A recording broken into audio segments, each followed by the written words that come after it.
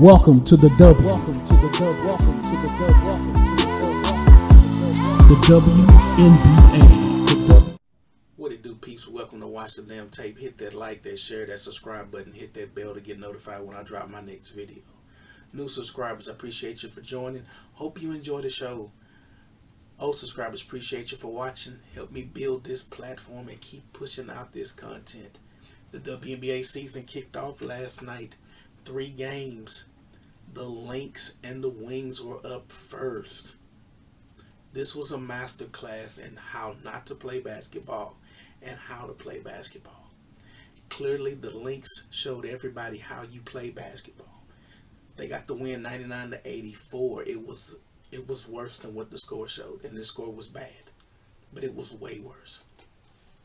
Napheesa Collier, I'm going to say it now, is the MVP of the league. Everything was on display tonight.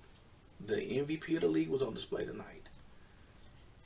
The Rookie of the Year was on display tonight. Sonia Citron. I'm saying it now. It's going to be a close race between Napheesa Collier and Caitlin Clark for MVP.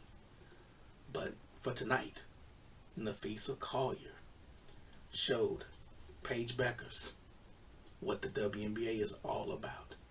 Between Napheesa Collier and Courtney Williams, the offensive display they put on was unreal. Napheesa 12 of 21, Courtney Williams 10 of 15, and it was tied at halftime. It was a competitive game, back and forth. Napheesa had 2 early fouls, and for some reason, that third quarter, when that third quarter came, and it seemed like it was a reoccurring theme through all 3 games on the Friday slate. The third quarter is when the boxing match where the champ landed 1 punch and the contender wobbled, and then the melee started. It looked like NBA Jam. Courtney Williams, she's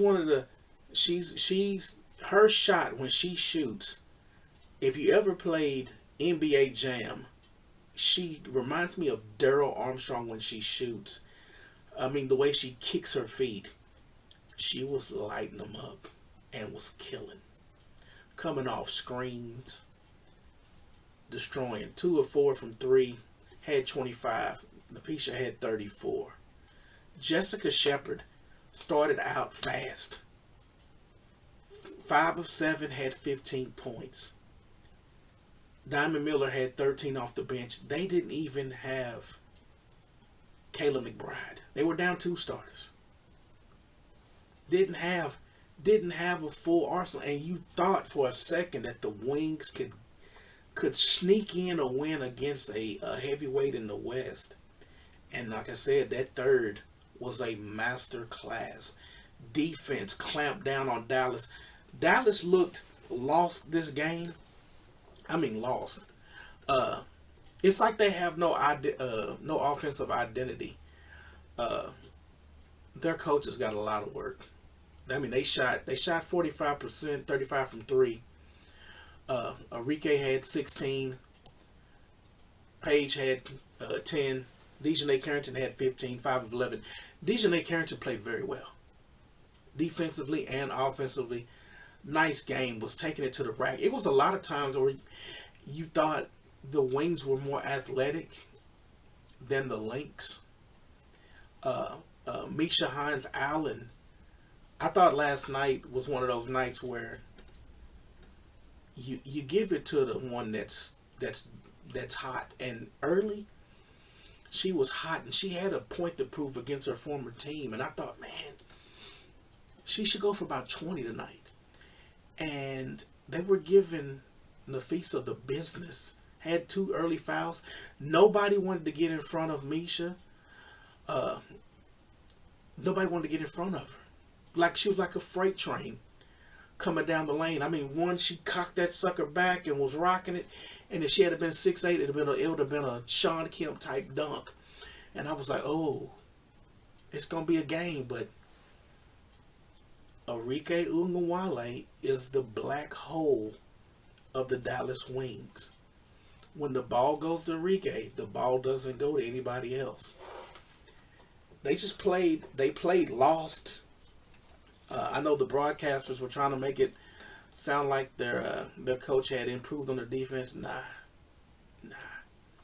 And I know it's early, and I said most teams are gonna, some teams are gonna take 15 to 20 games to get acclimated. This team's gonna take 20, 25.